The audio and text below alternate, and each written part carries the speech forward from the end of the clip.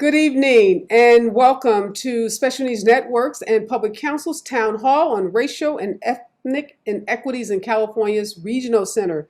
Thank you so much for joining us this evening. I know it's probably been a busy Tuesday for most of you. Many of you are just getting off work. You may be just sitting down to start homework with your kids. We are incredibly grateful that you decided to spend a couple of I'll say 90 minutes. We'll make sure that we keep this to 90 minutes or less because we do respect your time. We respect that many of you are parents, you're advocates, and you have your families. You may have dinner to cook, you may have homework to do.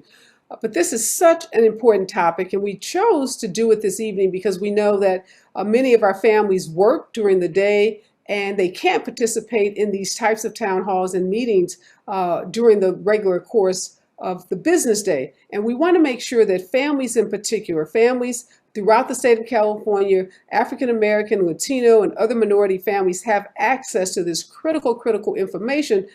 And this is the best time that we have found based on our experiences with virtual events that it is around 6 o'clock in the evening when most parents are able to set aside some time and to participate in these types of town halls. So again, we are so incredibly grateful for you for joining us. We have an incredible lineup this evening. We have two of our assembly members who've been very staunch advocates for the disabilities community, have been staunch advocates for the autism community joining us this evening. And we also have Brian Capra. He's a senior attorney with Public Counsel. You all have seen him at pretty much every Special Needs Network town hall, conference, workshop, seminars. He gives so generously of his time to help educate the disability rights communities on their rights and to spearhead the kind of legislation that we're talking about this evening, the kinds of legislation that really has an impact on disparities. Just some brief information for those of you who don't know Special Needs Network. We are an advocacy and service-driven organization. We are located in Southern California, but our work is throughout the state of California. We have been in operation now for over 17 years. We are a parent-led organization working to address issues that are at the intersection of social justice and disability rights. You can see us in Sacramento working on laws to make more resources available to families, particularly those living in underserved and under-resourced communities. You can see us in the community providing food, providing backpacks, toys, so many vital services to family members, particularly, again, those who are our most vulnerable. You may have encountered us because we run one of the largest ABA agencies in South Los Angeles. We go into homes throughout Southern California providing those critical ABA services. And in a couple of months, we will be opening the state's first ever state-of-the-art autism developmental medical center on the campus of MLK Hospital. We are super excited about this clinic. It's going to give us an opportunity to collaborate with nonprofit organizations, universities, our elected officials, and child advocates throughout the state so that we can create models of service. And we can create those models of how you deliver services, not just in the state of California, but across this country.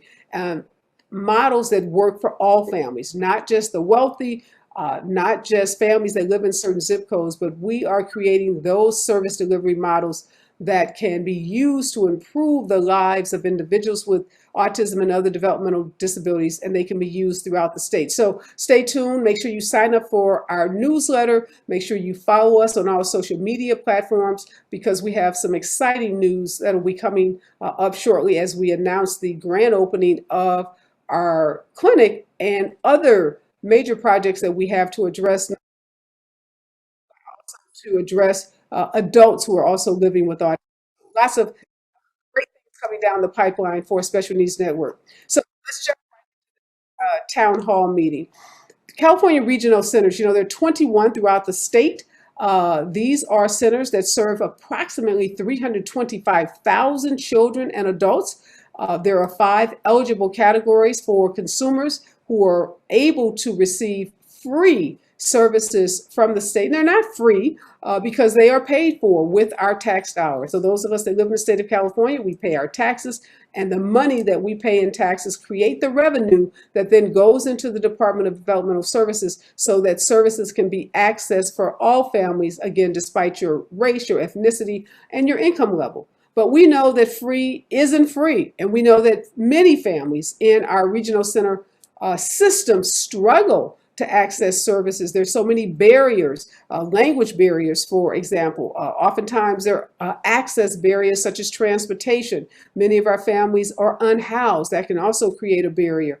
Sometimes our families work 2 and 3 jobs, so just getting to the regional centers to access services. Lack of providers. That's why Special Needs Network created its ABA agency, because there was a lack of highly qualified ABA clinicians in South Los Angeles and throughout other vulnerable communities in Los Angeles. So we know these barriers have historically created these disparities.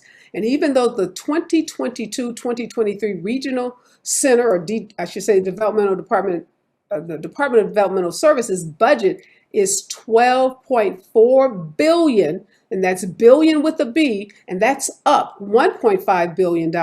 So even though there are billions of dollars that are poured from our tax dollars into the Department of Developmental Services, there continues to be this disparity in services, typically amongst Black and brown families and their white counterparts. We've been talking about it, we've been writing about it, and we've been working on this for decades. Brian and I are working side by side together on these disparities issues dating back to the early 200s when the LA Times first did this incredible expose exposing these disparities. And as much work has been done over the last decade plus, there is still so much work to be done. So we know that change doesn't happen quickly, and we know that to create lasting and sustained change, we have to be diligent and we have to keep chipping away at those systems. And that's what we are at Special Needs Network, and the lawyers and staff at Public Counsel are all committed to doing, is making sure that everywhere there's an inequity, that we are working and doing our best to create a level playing field. We're going to talk a lot tonight about a particular piece of legislation that was signed this year. It's AB 1957. This piece of legislation really is critical. It addresses an important service that is provided by our regional centers, and that's recreational services. You all can remember, if you have kids who are now teens or young adults, you can remember back to a time before 2009 when you could get funded for dance classes, music therapy, art therapy, equine therapy, so many of those recreational services that were important to create those important social skills for our kids. Those services went away in 2009, and we fought for almost 10 years to get those services restored. We were there in Sacramento in 2017 testifying, urging our state legislature, since the economy was better, to restore those services. And technically, those services were restored in 2021, but we know that many families, particularly Black and brown families, continue to struggle to access those recreational services. So 1957, AB 1957, which was sponsored by one of our speakers tonight, Assemblymember Lori Wilson, is a big step forward in helping us create the kind of transparency which is necessary to make sure that those services ultimately get to our kids. Before we bring up Assemblymember Wilson, I want to introduce to you Assemblymember Isaac Bryant. Isaac Bryant represents the 54th Assembly District, which is Baldwin Hills, Cheviot Hills, the Crenshaw District. He has been in the California State Legislature for a little over a year, going on 2 years, and he has been an incredible champion during the 2 years that he has been in the legislature. He spoke this year at Special Needs Network's Autism Conference, our Tools for Transformation Conference. We partnered with him in December of 2021 to give away thousands of toys to families in the Crenshaw District. And we continue to work very closely with Assemblymember Bryant, who has demonstrated a passion for our community. He actually is a sibling. We love him so much because he has siblings that are on the autism spectrum who have developmental disabilities. So this work is personal for the Assembly member. So we want to welcome him to our town hall meeting, Assembly Member Isaac Bryant.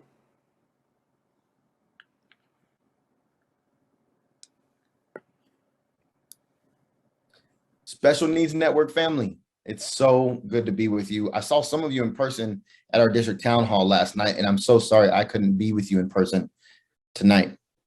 The work you do, centering the issues that are most important for all of us, is something I'm always grateful for. I want to give a special shout out to my big sister, Reva Martin. You're a powerhouse. We're grateful for you. I'm thankful for you. I also heard Lori Wilson was going to be in the building. Assemblymember Lori Wilson is a force.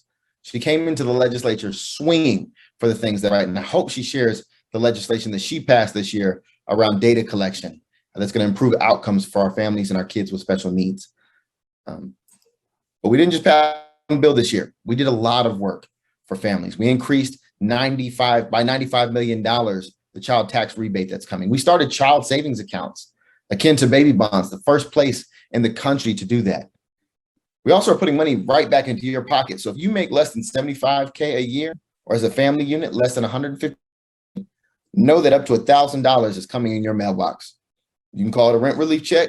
You can call it an inflation relief check. A gas is too damn high check, a STEMI check, I don't care.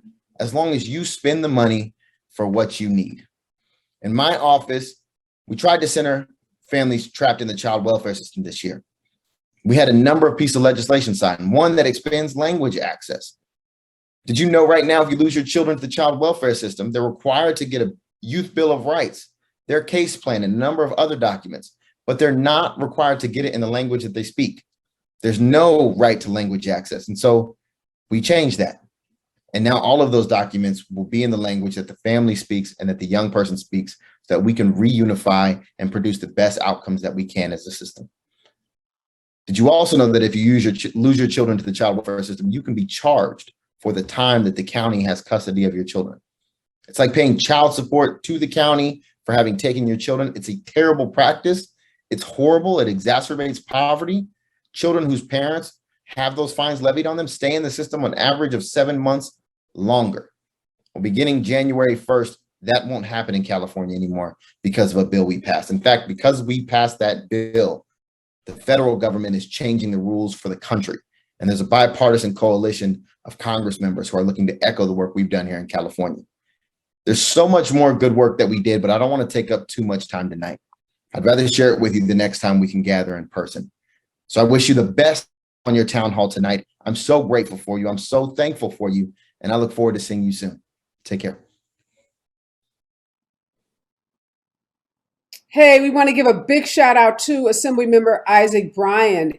He is, like I said, an incredible champion for children, not just children in the foster care system, but children with special needs and all of our children. So we are grateful to partner with him. We're grateful for him for the work that he's doing. And we are grateful that we can call on him when we here at Special Needs Network need to move legislation that is going to impact the lives of our families. So again, a big shout out to Assemblymember Isaac Bryant. Next, I have the honor and the privilege of bringing on our next guest. You heard Assemblymember Bryant say she is a powerhouse. She just arrived in Sacramento and already she is making waves. She is Black girl magic. She's Black excellence. She is the first Black female mayor to serve in Solano County. She has dedicated her life, her career to public service. She stepped into some pretty big shoes, an assembly member who had been a big champion of special needs, and she made a commitment to him to carry on his work. And you know, oftentimes politicians get a bad rep. People say they say a lot of things when they're campaigning, and they do something different once they get in office. Well, that is not Assembly Member Lori Wilson. She made a huge promise to her constituents when she was running for the assembly seat, and she has lived up to. In this short period she's been in the assembly, she championed a bill for the disability rights community, for the autism community, and we are so incredibly grateful that she doesn't just talk the talk, she walks the talk. And we are elated to have her with us tonight. She is also the new chair of the California Legislative Black Caucus. She will be installed at the end of the year, the beginning of next year. So we'll have an opportunity to work with her, not only as an assemblywoman representing the Fresno area, but also as the chair of the Black Caucus, whose mission is to champion the causes of Black Californians and to make sure that we work on improving the quality of life of not just Black Californians, but all of Californians. So please give a round of applause, a welcome, a high five, a hand clap, a virtual high five to Assemblywoman Lori Wilson. Thank you so much, Ariva. And so I love that you said that I'm representing Fresno, but I'm actually not. I am in Northern California, representing portions of Sacramento, Solano, and Contra Costa. But the reason why I love that you said I was representing Fresno is because that's where I was born and raised until adulthood, when my husband joined the military and we came to Travis Air Force Base. So I always tell people I'm a Fresnan, Central Valley girl, born and raised. My kids are Northern Californians. And so it is an absolute honor to be here tonight and to be able to just celebrate the win that we got and celebrate the work that not only this organization does, but each of you as parents do in your families and in your communities on a daily basis. As it was said, I'm Lori Wilson from Assembly District 11, and I had the great opportunity to bring this bill, AB 1957, forward.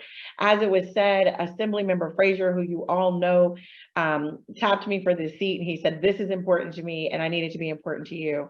And really it was for two reasons. One, I have a firm belief, and it's a saying I say all the time that you'll get sick of hearing me say it at the end of my time here in the assembly, and it's that, one, everyone has a right to a high quality of life, and everyone has a right to define what that looks like for themselves. And it's my job as a community leader, a political leader, to facilitate that. I really view my job as that. And that was challenged as a local leader, because one time we had a program that serviced adults with disabilities in one of our community centers, and it fell through the cracks. There's an issue where that program fell through the cracks, and we were challenged by the leader of that group, and she challenged each one of the council members. I was vice mayor at the time, that we weren't doing enough for the developmentally disabled in our community. And when I looked, she was right. And I had spent all my time focused on quality of life issues, making sure every person's life was improved in some way. And I had left out a group. So she challenged me to do better, to be better, my entire council. And I took heart to that. So it was easy when Assemblymember Frazier said to me, hey, I want you to continue in this work and make sure that you're at the forefront, that you're there when they need you, whether it's legislatively or budget ask. And I committed to him I would, and AB 1957 is a part of that.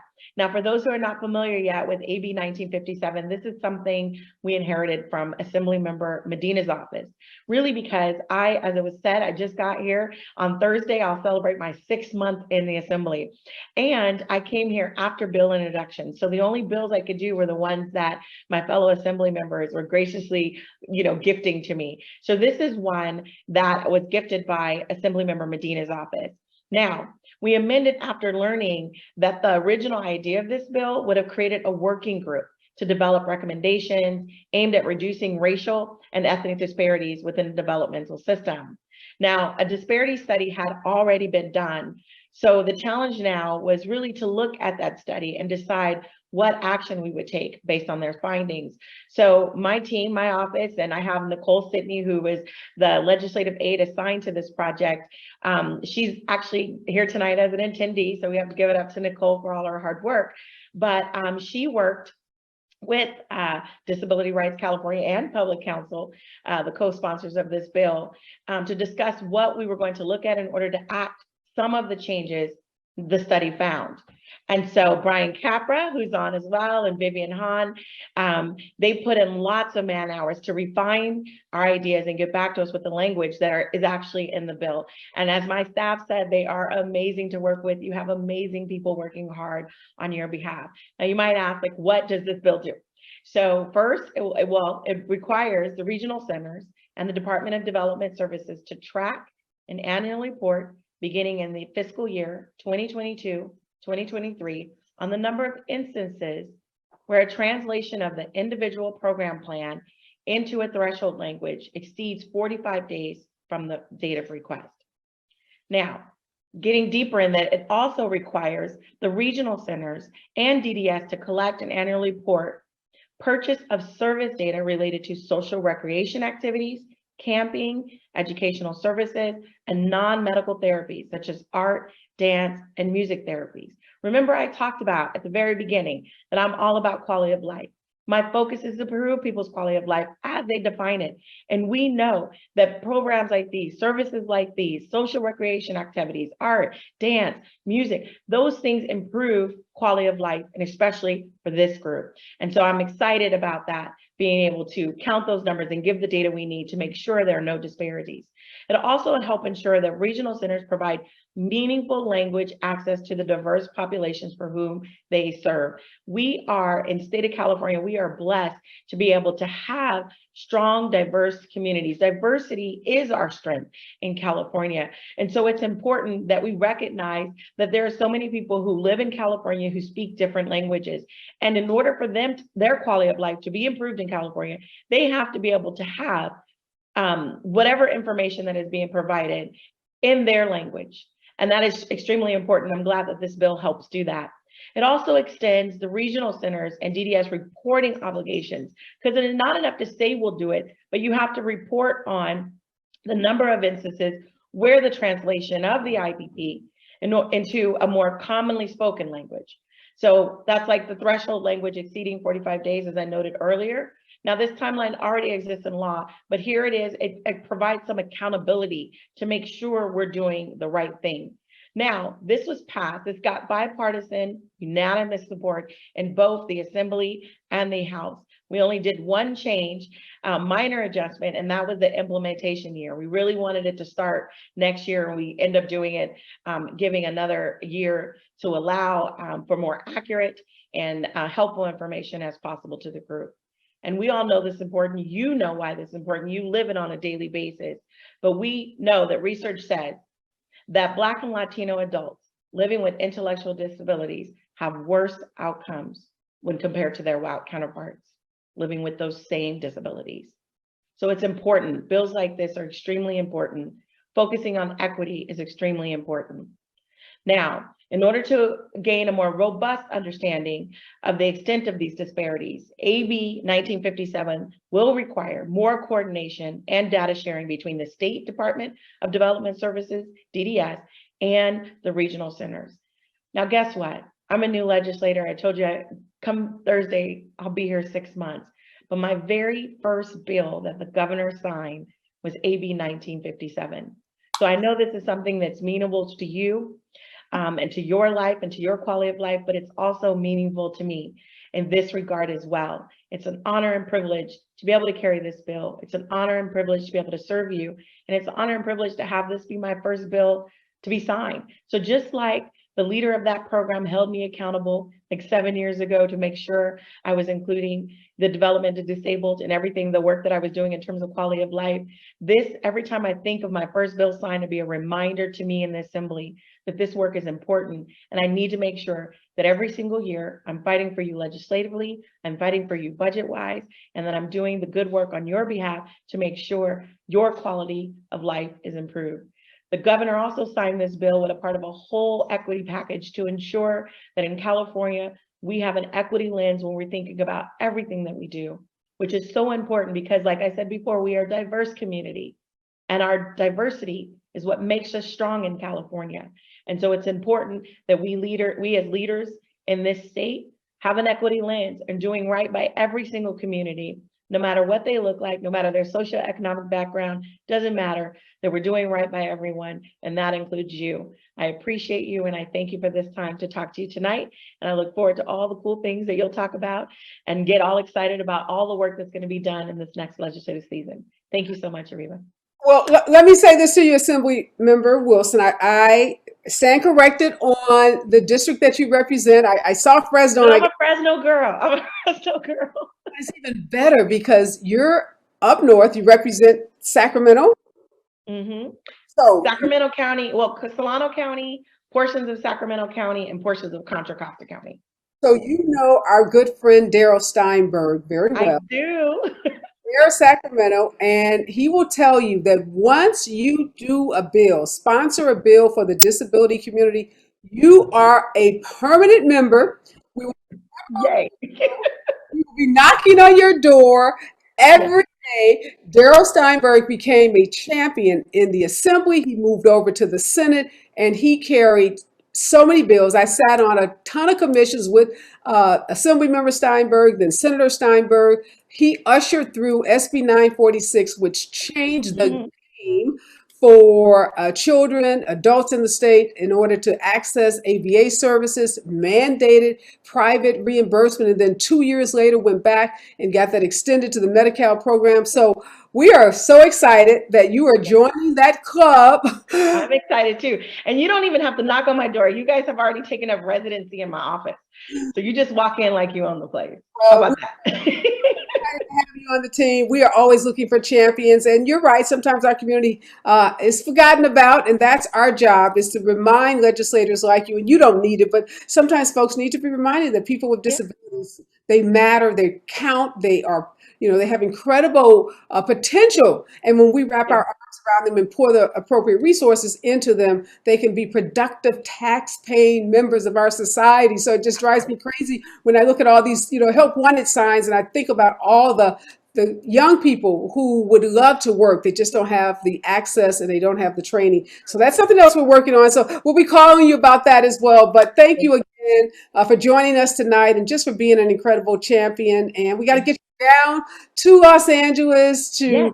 see our community, put boots on the ground and meet some of the incredible families that we are so honored to work with on a daily basis. So we just look forward to 12 years. Yes. And 12 then years. 12 years with you in Sacramento working on behalf of our families. Again, thank you so much. Thank you. Thank you. All right, now it brings us to Brian Capra, our tireless leader, lawyer extraordinaire. He's with Public Counsel, and he's not just a lawyer. He's a lawyer with a big heart and a big brain, and he's been working on these issues of developmental disabilities and being that legal voice and that legal champion that we need in our community. And we can always call on Brian at Special Needs Network, whether it's to teach a class, whether it's to help us understand a piece of legislation, whether it's to work with us on legislation. And he also understands the whole social justice intersectionality with disability rights. And he's been working for the last several years on a grant or getting grant funding so he can study these disparities, because you get legislation when you can bring forth data. Data is so important. We can tell folks that we think there's some differences or we feel like people aren't being treated the same, but until you have that hardcore data, it's hard to get the attention of even committed folks like Assembly Member Wilson and Assembly Member Bryan. So Brian Capra has been doing that work of collecting that critical data, and right now he's going to give us a brief report on what he has done over the last year in terms of his study of disabilities and disparities. And then I'm going to pose a couple of questions to him, and then we're going to open the floor up to all of you to answer questions. And I promise you, we will be done before 7:30. I said 90 minutes, so we're about 36 minutes in, so we are on schedule. But we have a lot of critical information we want to impart with you. So without further ado, Brian Capra.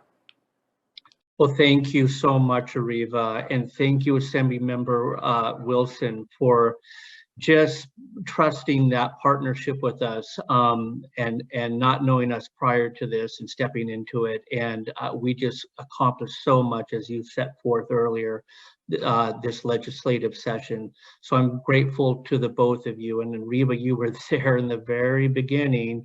I just remember back to 2011, and I remember you at the first legislative oversight hearing and then the second legislative oversight hearing. And you've been a big, huge champion all these years. So it's my honor to be able to collaborate with you both.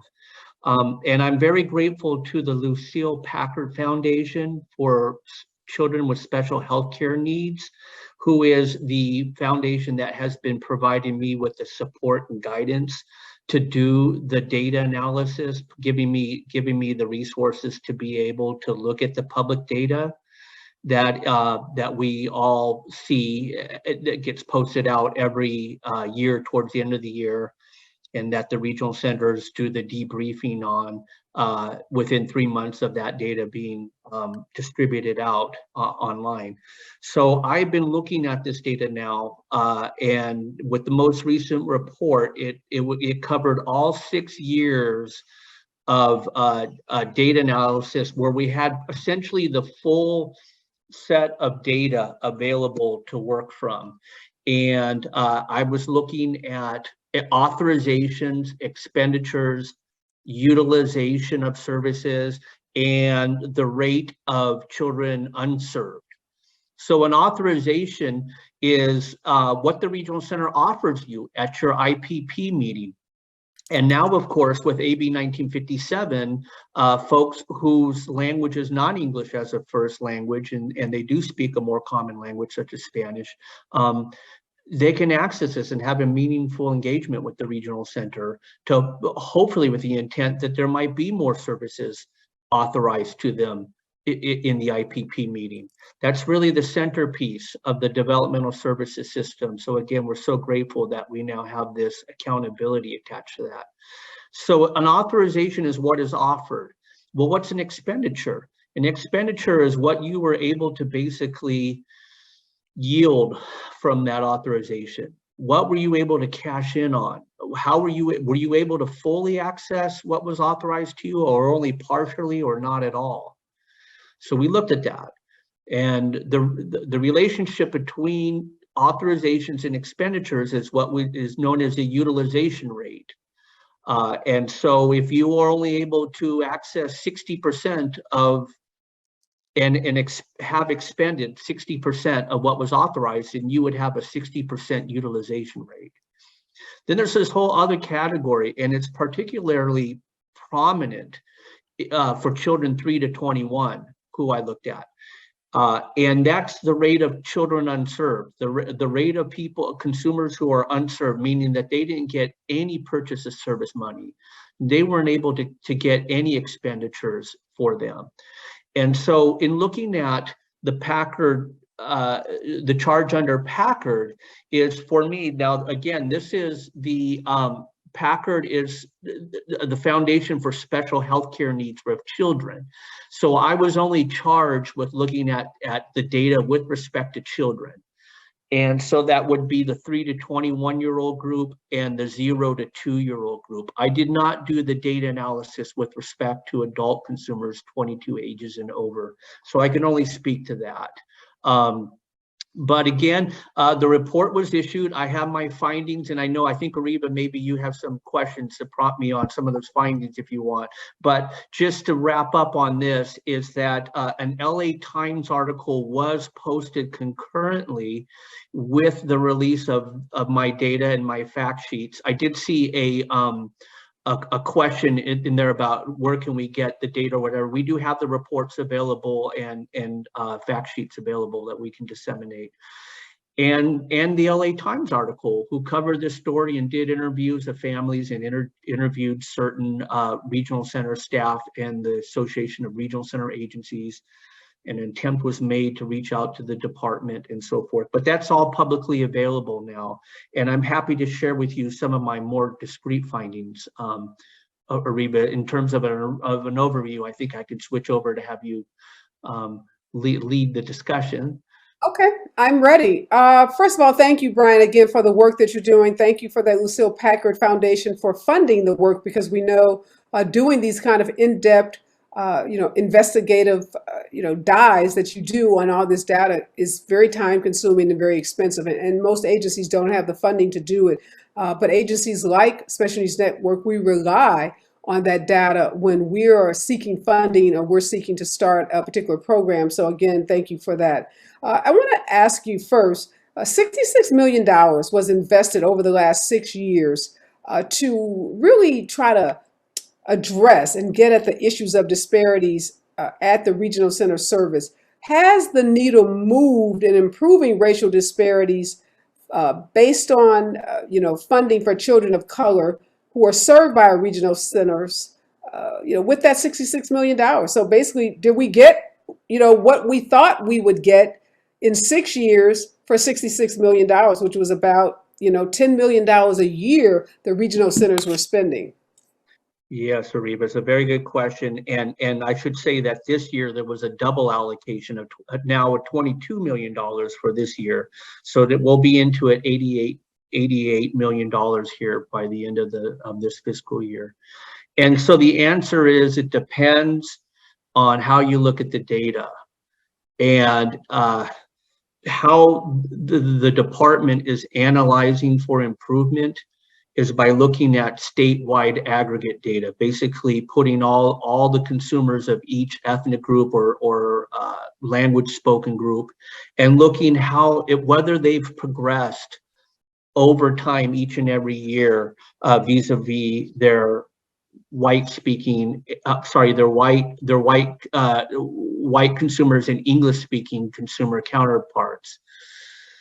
So the measurements, they're the improvement targets and disparity measurements that DDS has developed only pertain to the statewide data.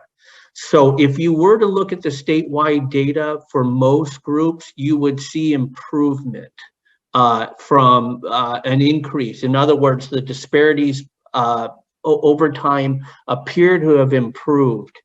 But I think that and not think, but the data supports, and my findings is that is somewhat illusory.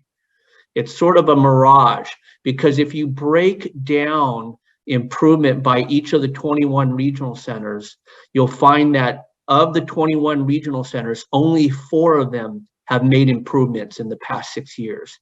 And with the drastic change in seeming improvement in the disparities over the past year, that's largely attributable to just 4 regional centers when we're talking comparisons between white and Hispanic children 3 to 21 and English speaking and Spanish speaking children 3 to 21. So it's problematic. They're really now how is that? Why is that? Well, the principal cause of that is one regional center, and that's South Central Los Angeles Regional Center. And over the past 2 years, from pre-COVID, when we were in a pre-COVID fiscal year, 2018, 2019, their expenditures that were provided to their entire children 3 to 21 population was almost $40 million. And then the COVID year started towards the end of the next fiscal year, which is the 2019-2020 fiscal year that ran until June 2020. And we started to see those expenditures increase. So it went from 40 million to $65 million. So that's pretty significant that there was this huge uptick that occurred there. And then surprisingly, That family, or that we saw with South Central Regional Center. So if families are members of that regional center and they are still having issues with accessing service, what should they do? And how do we reconcile that a lot of families still say they have issues, but yet you said there's been this major increase? Can you put that in perspective for families? There's been a major increase, and we're at 137 million expended this time out now. So it's really it's more than tripled compared to pre-COVID. The question now is this sustainable? And to your question, what if you didn't get it? Well, obviously you need to talk to the service coordinator, your service coordinator, and if South Central apparently is open for business and has more than quadrupled, almost 3.5 times made expenditures based off of their budget 2 years back. That it's important that those families don't get behind, and then they contact their service coordinator and request an IPP meeting to sit down and to get those services. But we also need to look at what's going to happen now that we're getting out of COVID. Is this a product of COVID, or is this something that we can expect going forward? That South Central has really become so much more generous in terms of not only the authorizations, but what is yielded from that with the expenditures. But the extent of this is that because South Central is so primarily Latino and African American based, it really brought up, not only within their own regional center, equity between those groups and whites, but it also gave this increase to the statewide population. It's an outlier, really. And if we remove South Central from the statewide analysis, then the numbers don't look as impressive. And so that's a concern. But what we do have now with respect to African American children vis-a-vis the white children 3 to 21 is we see that they are now receiving more in funding than the white children, and that has progressed somewhat steadily in the past 6 years. But now, as a result, and certainly in part attributable to South Central's influx of additional spending, that they now are receiving more per capita than white children 3 to 21. Now that's 3 to 21. I did mention that I also analyzed the data for children 0 to 2. So those early start kids, those kids who are 1 year old, 2 years old, the African American kids are still behind their white counterpart.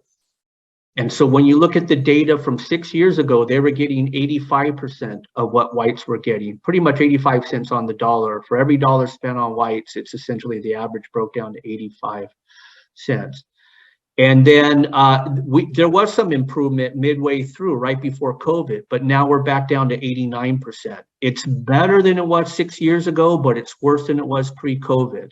And we have to ask those hard questions. What's going on a statewide basis with respect to African American children who are 0 to 2? Another thing to consider when you're looking at the expenditures and the improvement, the apparent improvement between African American children and white children, we also have to look at the rate of children who are unserved. And if there's within each ethnic group, and there's an outcome that occurs when the more children who go unserved, that causes their average expenditures to go up, because essentially that pot of money that's being distributed is being distributed to a smaller group of children. And so that too could be causing the apparent improvement between African American children and white children. So we have to look at all that and look at the rates of those two groups and the unserved, and those of them within each of those groups who are unserved. So we'll have to be mindful of that. I do want to ask you pose some of the questions in the chat, and one has to do with those recreational activities allowed under AB 1957. One attendee asked, do those services have to be provided through a regional center vendor, or can a parent essentially pay for swimming lessons, etc., and they get reimbursed for those lessons that they paid for? That's my understanding, is that with the implementation of the restoration of these services that are now will be captured in the data due to AB 1957, is that the regional centers it's been sort of slow going in trying to develop the provider network to render those services. Those vendors that were around in 2008, before they were suspended, those folks are gone now. And I know you do go out and get a private person to give your child a swimming lesson. you should be able to submit the receipt for that and get reimbursed? If you can pay in advance, my understanding is that some of the regional centers are doing that if you can pay for that in advance, because that's part of the problem.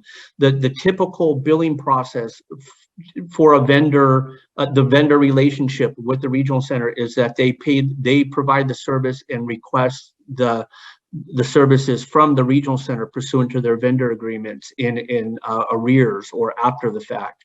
But we're understanding, what we're hearing is that's the current potential provider pool of these social rec services are not willing to do that in many cases. So you have to pay in advance and then try to seek reimbursement from your regional center afterwards. Do you recommend that before a parent expends their own money that they get pre-approval? Like you go to your service provider and say, look, I can't find a vendor, but I know an individual that will charge me $50 a swimming lesson. I want your authority or your permission or your authorization to spend $500 on swimming lessons. Absolutely, and particularly trying to get that put into writing if you can. And in email is probably the best way to do that, to put your service coordinator on notice that you want to get it into your IPP first, and you want your IPP to be amended, and then to the extent the regional center is not able to secure that in a timely fashion and you have somebody who's willing to provide that service, I would certainly tee that up with your regional center as you suggest, Ariva. And one of the other questions, Brian, and everyone that has a question, go ahead and put them in the Q&A. I am going through them and pulling them out so we can answer your questions. If you have an adult, and one of the questions has to do with adults who have day programs in their budgets, and the questions or the comment says they can't spend 138 monthly hours because of holidays. Is there anything that can be done with those budgets if you can't expend all the hours because of holidays? It's a great question, and unfortunately, because I work exclusively with children, I'd hate to overextend myself on trying to answer that. But I know the Client Rights Advocacy Office and Disability Rights California are looking at self-determination programs and looking at adult-related issues more closely.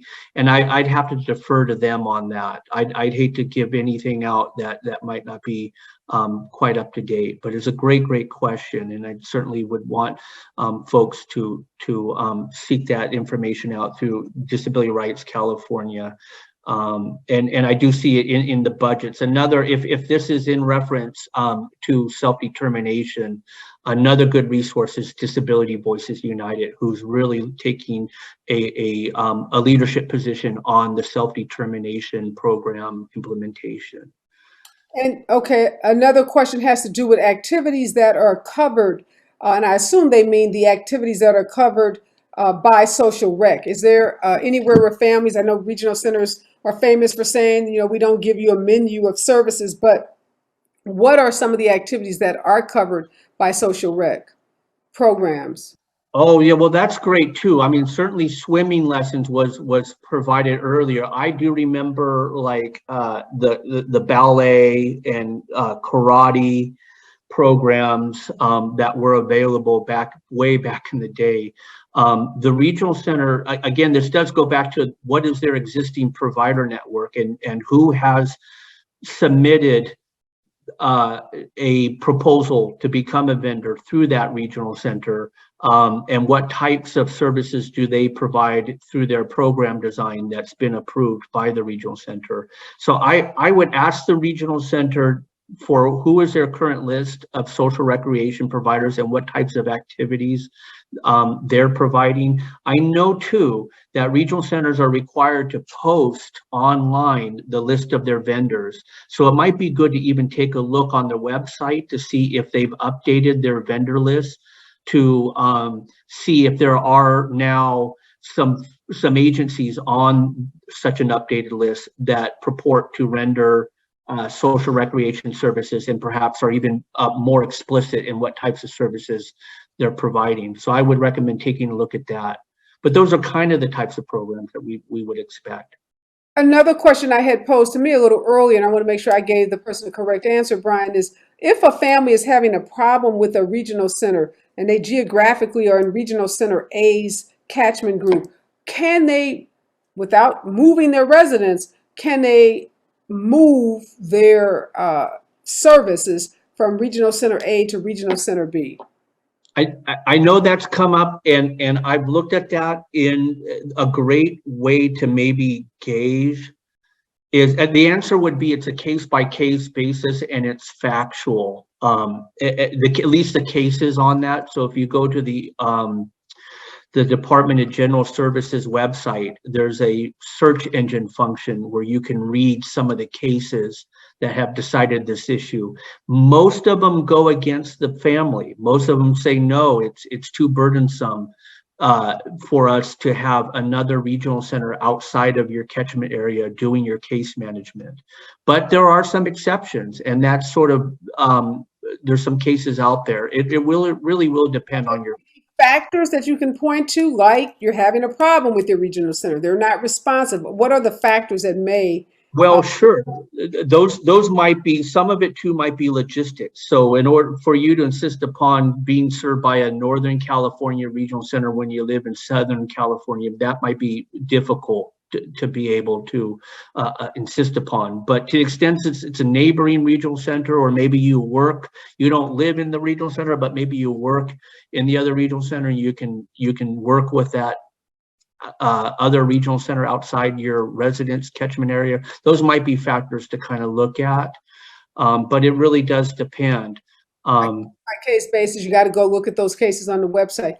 Okay, Yeah. another question has to do with, again, access to these social rec programs. We talked about the fact that many regional centers don't have a robust list because a lot of those providers went out of business once the service was discontinued in 2009. The question is there any way, or is there any expectation over the next months or years that we're going to get more continuity among regional centers, so that if you are in Regional Center A and they have 10 vendors, and then you look at Regional Center B, maybe they have 5. I think I know the answer to that question, but go ahead and respond, Brian, to this whole concept of continuity of service providers across regional centers. Yeah, I mean, it is resource development. I know the regional centers did receive some funding. I want to say it was 3 years back, perhaps 2000. Well, no, I'm thinking 2017, 2018.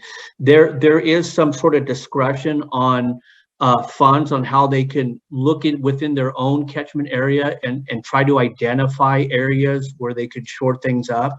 So this might, again, be part of the discussion that families have with the regional center, and certainly during any board meeting or stakeholder meeting that the parents can attend, is to ask these questions. What are you doing? Are you looking? Are you doing a needs-based assessment for enough providers to be able to absorb the demand? And if not, you have this mechanism through these funds to do resource development. And maybe perhaps this is one area where some of those regional centers will need to look at that as a way to probably increase their provider network. I know that Pamela Coben Lee is on. She's from South Central Los Angeles Regional Center, and she says that they do have a menu of their services on their website, on the SLARC website, that you can go to if you're in that catchment area and you want to know what services are provided under social and recreational services. Thank you, Pam, for joining. And Pam has been a partner with Special Needs Network for many years, always participating in conferences and outreach, and is a great resource inside of SLARC. So if you have questions about your service coordinator or any of the services at SLARC, you can always reach out to Pamela. She's on this in the town hall. We have another parent who said the process at the Alta Regional Center was a nightmare, that she paid for services up front and it took 9 months to get her money back. Obviously, that should not happen. And this parent says she's not going to pay up front again. And I can understand the frustration, particularly in these inflationary times. People don't have money to put out if they can't be guaranteed to be reimbursed. If anyone has any advice for this parent, please include it in the chat. Or just about how, Brian, if a parent is experiencing that, they've outlaid their money and it's taking an ungodly amount of time, what should they do? Well, ultimately, you'll have the fair hearing process, right? If it's been agreed upon in the IPP and it's not happening, then after so long, then you just have to get recourse through the fair hearing system, or perhaps a consumer complaint might work too. This is all new territory, obviously. So if you're paying in advance for social recreation, and the delay in getting reimbursed is an issue. So those are initial thoughts. But again, I would talk to the Client Rights Advocacy and Disability Rights California too, to see if they are seeing trends, or they've identified ways to expedite that process. Okay, we got another parent who says she had to transport her daughter to her day program for 5 days when her driver fell ill. She was later told that she had to be a vendor to get paid for providing that transportation. The process of becoming a vendor, she said, was very slow. The services were provided in May. She's just got another document and she still hasn't been paid, and it's October.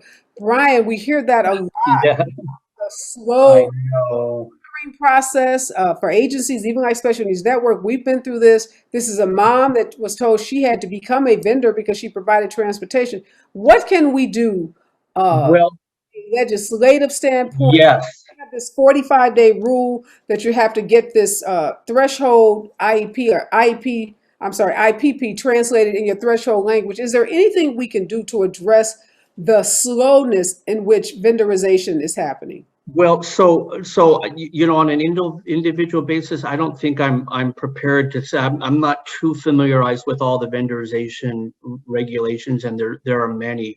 But what I would say, Riva, is we are having these opportunities now going forward, very soon, in fact, through Little Hoover Commission is going to be holding 3 town hall meetings, informational meetings, to gather up information from families of some of the barriers that they are experiencing, and the consequent disparities that are unfolding as a result of these barriers. So it's very important that everybody communicate, and there's a process now that Little Hoover Commission has set up to provide for families to provide feedback, because these are all great questions. I hate those Little Hoover Commission dates. Will you be able to? Yes. So very good point. So our first hearing, where they, my understanding now is they want to hear directly from the families and from self-advocates on the experiences, the family experiences in attempting to access services. So that first hearing is going to be held on October 13th, on Thursday at noon. And there should be some information on their website about how to register for that. And it's not necessary for you to register for that, but if you wanted to, then you can get updates on that. The other thing is, if you need a virtual, yeah, it'll be by Zoom, and there'll be time allocated for public comment.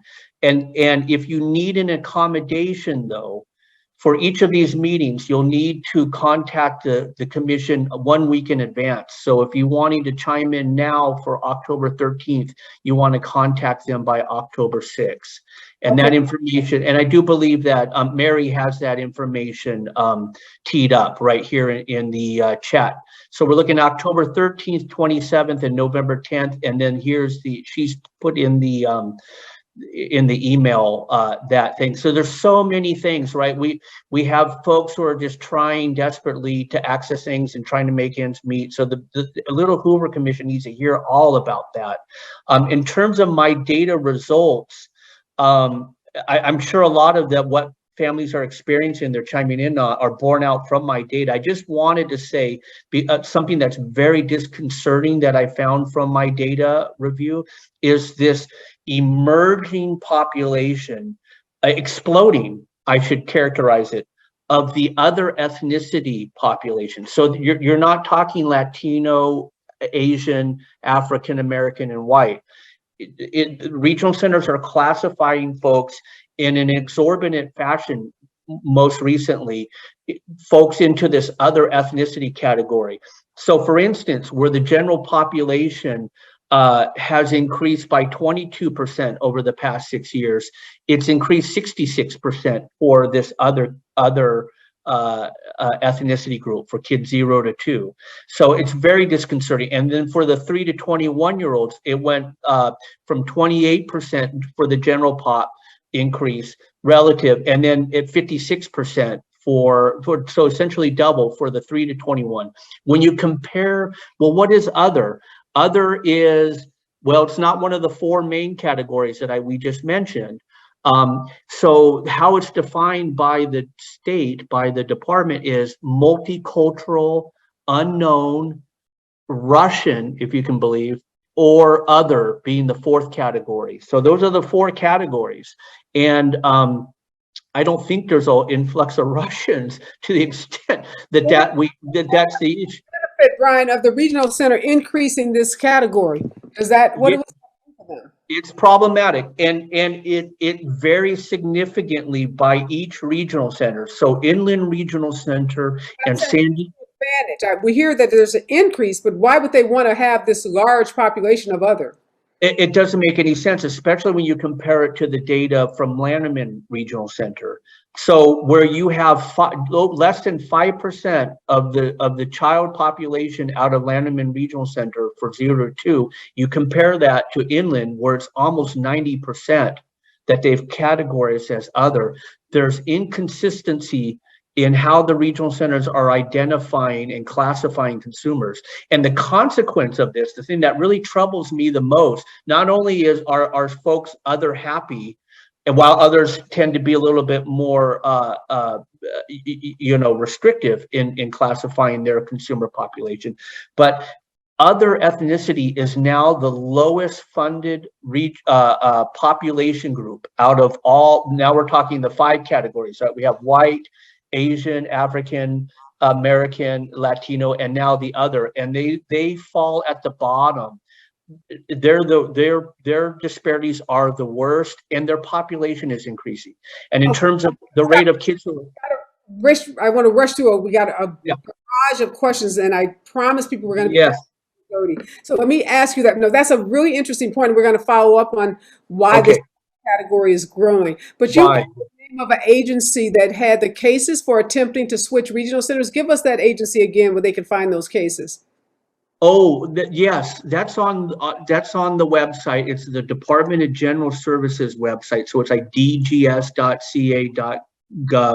If you type in Office of Administrative Hearings, that's going to get you that, and there's a search engine, Department of Developmental Services search engine. Mary, and you can start. Maybe you can. And you can look at that. So $66 million spent, Ariba, and we're seeing these disparities as I've described, and the rate of children who are unserved continues to increase, and the utilization rates are gradually lowering over time. So that, like you say, the money, the $66 million, $11 million per year is really not yielding what we had hoped it would. All right. A question about AB 1957 states it assists with educational services. However, this parent says it's her understanding that the school must provide all educational needs. So does 1957 target, is academic tutoring covered under 1957? So right, does that go to educational services 3 to 17? And tutoring had historically been categorized as an educational service. So that would be something I would certainly ask the regional center about, whether now that that's been restored, is that going to be including tutoring at this point? Because that was part of the prior service before the suspension. If you're still on, Pamela, can you put in the chat if tutoring is available or a covered service at SLARC under social rec? And then there's a question about this recording. Yes, this will be on Special Needs Network's YouTube page. So after the recording, the town hall concludes, you'll be able to go to our YouTube page and listen again. Here's a question. The directive was for all these things, yet it's only being implemented as social rec. How can we get it to be as intended? Let's see, restores. I guess this is getting to, Brian, the way that this is being rolled out in phases. Yep. Just briefly about that. Yeah, so it's slow going, and they have to recruit providers and particularly providers. At least currently, what we've been told is that providers that would accept payment in arrears. There might have to be a systemic way around that, where there needs to be an advanced pay option. So for instance, with in-home supported services, there are some consumers that qualify to receive the IHSS services and home services in advance through the Department of Social Services. So maybe there needs to be some sort of equivalent here. There might be some criteria that for which one might need to meet in order to have that option, but maybe that's something to think about, is that we get out from underneath this current administrative payment issue barrier that seems to be taking place, and why we're having a problem getting this implemented as essentially as what we were told. Okay, So, and then, thank you for noting that you can receive services from another regional center catchment area by requesting a courtesy vendorization. Here's a question. For children who are regional center consumers and also delinquency or dependency involved and in need of residential services, it has been very difficult to find placements. What do you suggest to expedite and facilitate finding housing? well, it's a huge problem. And that's sort of my core area that I work with in LA County, is kids who are in the dependency and juvenile justice system, and there's just shortages. There are short-term residential treatment programs, but they're really not set up to basically appropriately house our population. So there was some funding allocated a couple years back to have specialized homes. There is a memorandum that each regional center should be having with their county child welfare agency services, and that should include housing. That was AB 2083, but it is a problem. It's a statewide problem, and folks are aware of it. Again, Disability Rights California was part of the push to get some specialized funding for these specialized homes and to push getting this AB 2083 in place. But there's so much more work to be done. There needs to be a whole generation of these specialized housings for children with developmental disabilities who are in the foster care and juvenile justice settings. I totally agree that it's a big problem. Shannon Cogan, thank you so much for joining us. Hi, Shannon. The Office of Clients' Rights Advocacy at Disability Rights California. Shannon, I don't know how to cut and paste your info from the Q&A. So if you could go over to the chat, or Mary, if you could come into the Q&A and post Shannon's information in the chat so that everybody will have it. She's available to answer questions. Thank you so much for joining us. But this housing issue, we know in California, is just a big issue all the way around. Someone is asking, is Pam at SLARC the autism specialist? If so, does she assist consumers with getting access to services? Pam, you can answer that. Someone says, I met with the West Side Regional Center Service Coordinator. She provided the list of providers for rec activities. They are funding up to 6 hours a week of social rec and one social skills program. They fund up to 10 hours a month with tutors. Okay, that answers that question about tutors with Tutor Me. The option to select outside of the list and may be reimbursed was not offered. So good information. Thanks, Wendy, for sharing. Westside Regional is providing rec activities, and they are funding social skills as well as they are paying for tutoring. And Shannon gave another link, so maybe Mary, you can copy this. This is how to search the DDS decisions at the Office of Administrative Hearings. Next person writes, my family has been homeless since May 2021 after months of pleading with the regional center to give my son speech, who knew one word. He doesn't know any now. They finally approved 2 hours a week back in December. My son has not been given a speech therapist. He's about to be aged out in November. Oh my God, what can anyone do to help her son?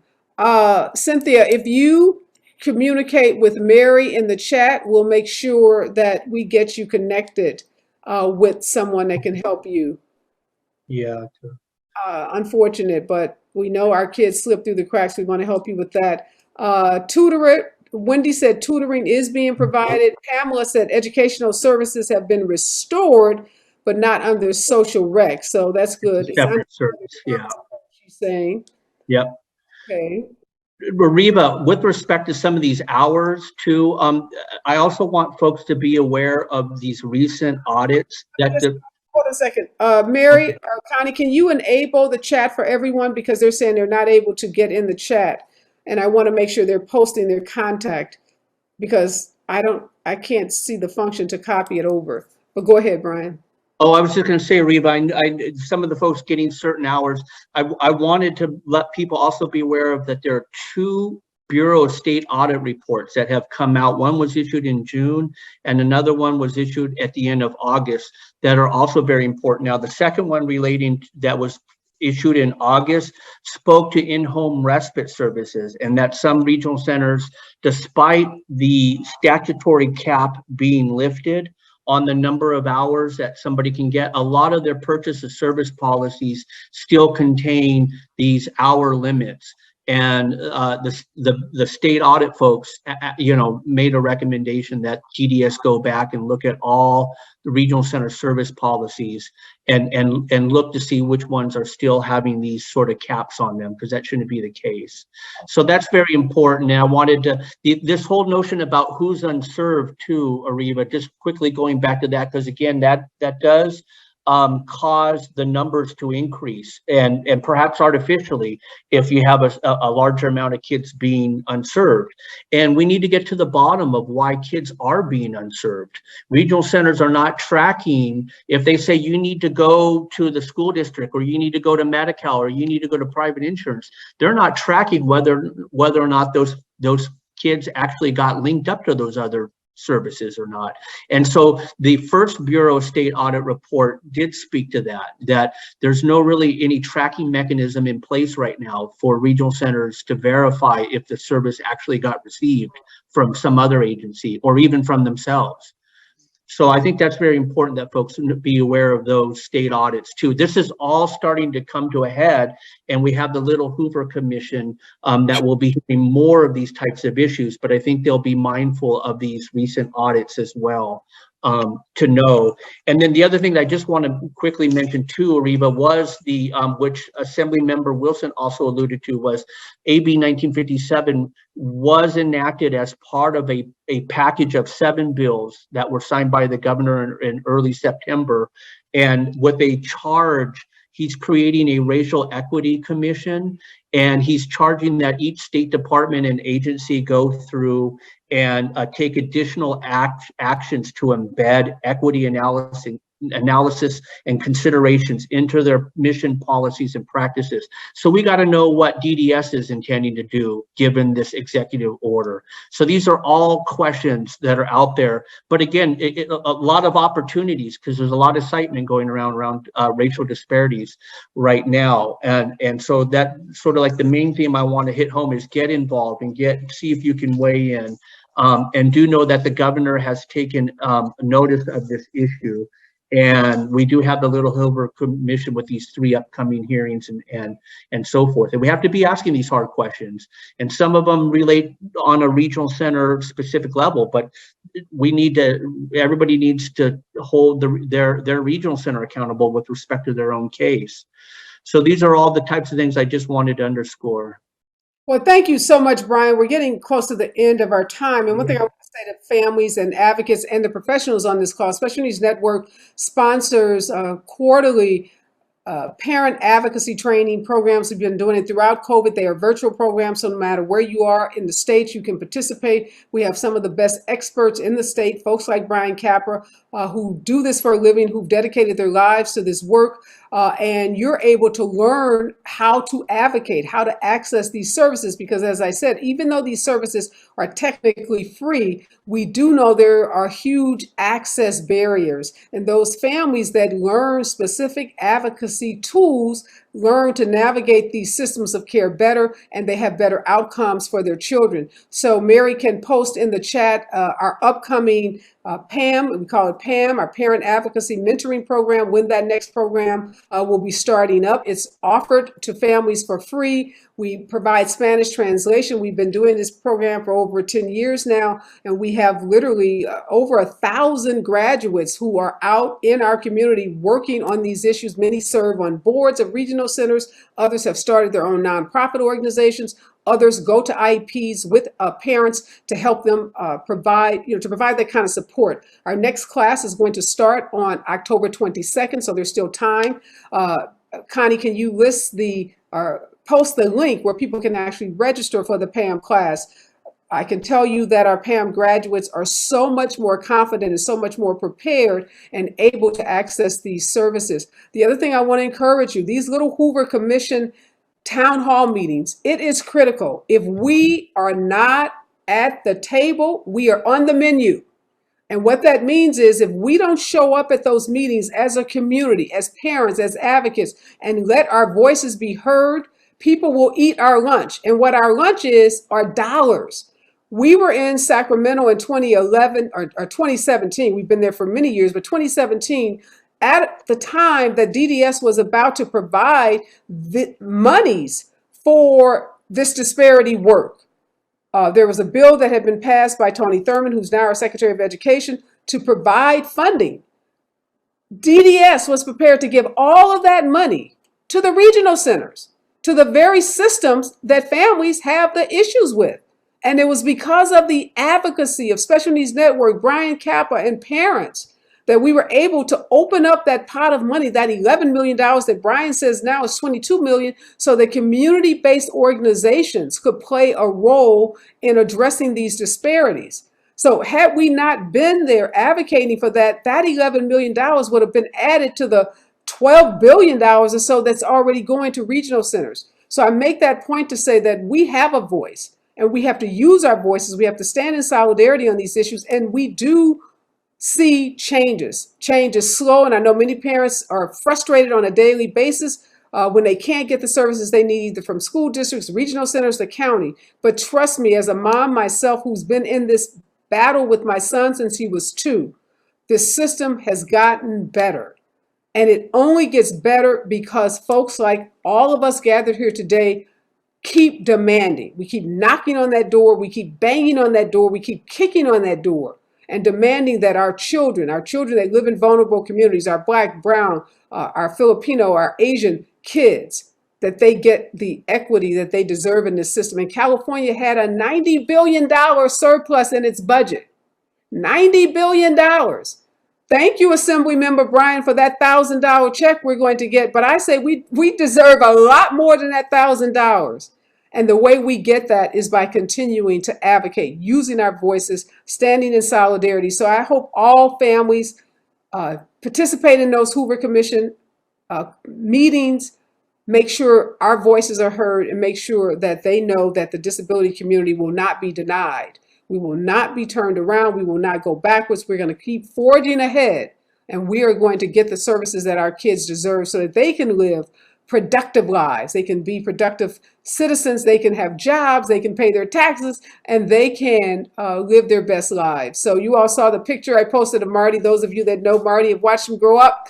Marty is living his best life because he was able to get so many of those services. And I want to see every child that has a developmental disability get the same kind of services that I fought so hard for my own son Marty to get, and that I fight for on a daily basis for the tens of thousands of families that Special Needs Network represents, the millions of families that we help throughout the state of California. So again, thanks to everyone who has participated. We have so much more work to be done. We are not suggesting that the battle is over, that the victory has been won. All we are saying is that we are in this fight to win it, and we're going to stay on the battlefield, as folks often say. And yes, we're going to continue to hold our elected officials accountable, and we're going to continue to fight for families around the state. Thank you so much, Brian, for your great work. We will see you at the PAM program. We hope to see many of you at our PAM program. Thank you again to Assemblymember Bryant, Assemblywoman Lori Wilson. Let's give that woman a big round of applause. First 6 months on the job, and she is representing for disabled families and the disability community. So she is our champion. Again, thanks to everyone for joining us. Thank you for our producer for the high quality nature of this Zoom program, and we hope to see you all. Have a great evening, everyone. Thanks. Oh, last but not least, I got to thank my staff. I'm sorry, Rashad. Thanks, Connie and Mary. Great job. Everyone that works at Special Needs Network, they go above and beyond to put these kinds of programs together. You all see Mary out in the community. You see Connie out. These are two of the hardest working women in Los Angeles, and I want to give them a big round of applause for all the work they did to make this happen. So again, thanks to everyone, and have a great evening.